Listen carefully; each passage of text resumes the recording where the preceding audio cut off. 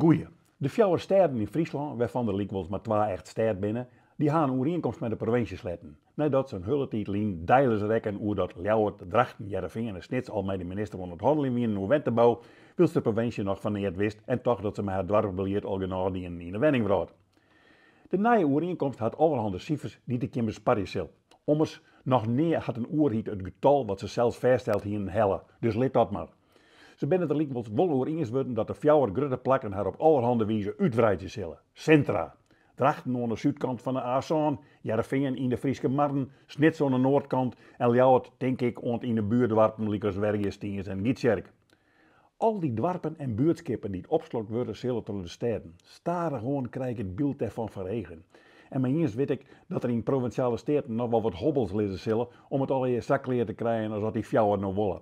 Zelfs FNP-deputaire Siebe Krol had hem blijkbaar omdraaid en is nog lid van de VVD geworden.